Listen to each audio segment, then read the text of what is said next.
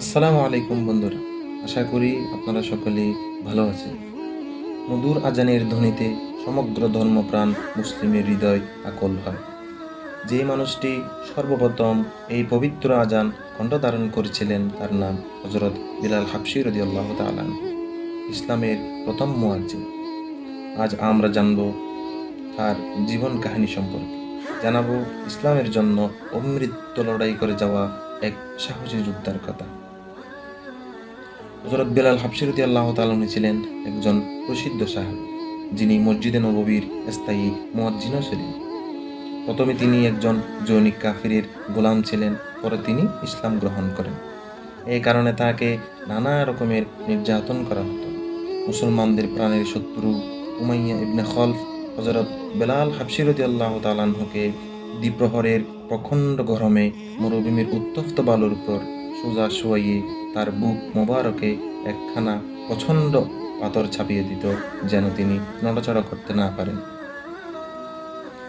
এমত অবস্থায় বলতো, হয় এমত অবস্থায় মৃত্যুবরণ করবে, আর বাঁচতে চাইলে ইসলাম হতে ফিরে আসবে।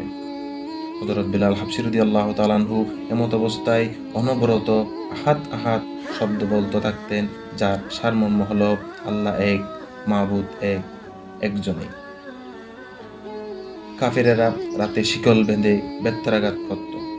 পরবর্তী দিনে সেই ক্ষতবিক্ষত দেহ মোবারককে মরুভূমির বালুর উপর, উত্তপ্ত বালুর উপর শোয়াইয়ে আরো অধিক অসহনীয় নির্যাতন করা হতো, যন্ত্রণাদায়ক শাস্তি দিত। যেন হযরত বিলাল হাবশী রাদিয়াল্লাহু তাআলা আনহু এই যন্ত্রণাদায়ক শাস্তি সইতে না পেরে অস্থির হয়ে ইসলামকে ছেড়ে দেন, অথবা ছটফট করতে করতে মৃত্যুবরণ করেন। হযরত বিলাল হাবশী রাদিয়াল্লাহু তাআলা আনহুকে পালাক্রমে শাস্তি দিত। যে শাস্তি দিত সে নিজেই ক্লান্ত হয়ে যেত। পালাক্রমে একাধিক শক্তিশালী কাফির তাকে শাস্তি দিতে থাকত। কোনো এক সময় আবু জেহেল, আবার কোনো এক সময় উমাইয়া ইবনে খলফ, আবার কখনো কখনো কোনো পাষণ্ড পালা আসত। প্রত্যেকে নিজের সর্বশক্তি ব্যয় করে চূড়ান্ত পর্যায়ের শাস্তি দিত হযরত বিলালকে। কোনো এক সময় একদিন হযরত আবু বকর সিদ্দিক রাদিয়াল্লাহু তাআলা আনহু দেখলেন হযরত বিলালকে একমাত্র ইসলাম গ্রহণের অপরাধে অসহনীয় শাস্তি প্রদান করা হচ্ছে। তখন হযরত বিলাল হাবশী রাদিয়াল্লাহু তাআলা আনহুকে হযরত আবু বকর সিদ্দিক রাদিয়াল্লাহু তাআলা আনহু কিনে আজাদ করে দিলেন। হযরত বিলাল হাবশী রাদিয়াল্লাহু তাআলা আনহু এর পরবর্তী জীবন নিয়ে কিছু কথা। হযরত বিলাল হাবশী রাদিয়াল্লাহু তাআলা আনহুকে নানাভাবে নির্যাতন করা হতো, ব্যতীত থেকে কঠিনতর দুঃখ কষ্ট দেওয়া হতো, এবং মক্কার অলিতে গলিতে টানা হেঁচড়া করে ঘুরিয়ে বেড়ানোর জন্য মক্কার দুষ্ট লম্পটদের হাতে তাকে অর্পণ করা হতো। তখন তিনি সর্বদা আহাত আহাত কথা জপতেই থাকতেন।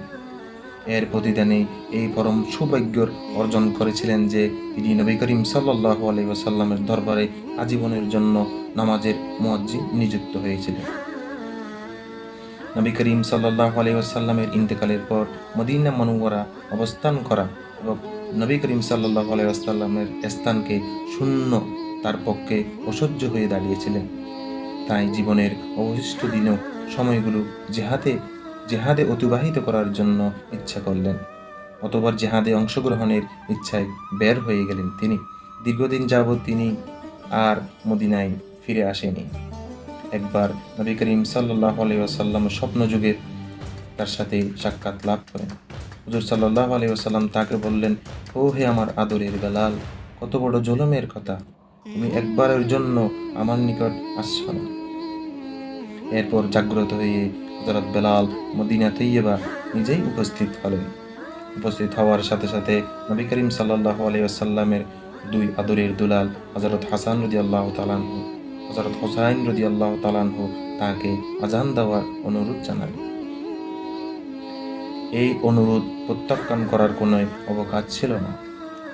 তাই অবশেষে তিনি আজান দিতে শুরু করলেন। মদিনায় নবী করিম সাল্লাল্লাহু আলাইহি ওয়াসাল্লামের জামানায় আজানের ক্ষণগোচর হওয়ার সাথে সাথে চতুর্দিকে মর্মস্পর্শী লোকের রোল হয়ে গেল। পর্দানশীল মহিলারা পর্যন্ত কাঁদতে কাঁদতে ঘর হতে বের হয়ে পড়লেন হযরত বিলাল রাদিয়াল্লাহু তাআলা আনহু আজানের কণ্ঠ শুনে। কিছুদিন সেখানে তিনি অবস্থান করার পর আবার মদিনা ছেড়ে চলে গেলেন। প্রায় 20 হিজরি সনে দামেস্ক নগরে তিনি ইন্তেকাল করেন। যতদিন এই আজানের ধ্বনি থাকবে ততদিন তিনি বেঁচে থাকবেন মানুষের অন্তরে।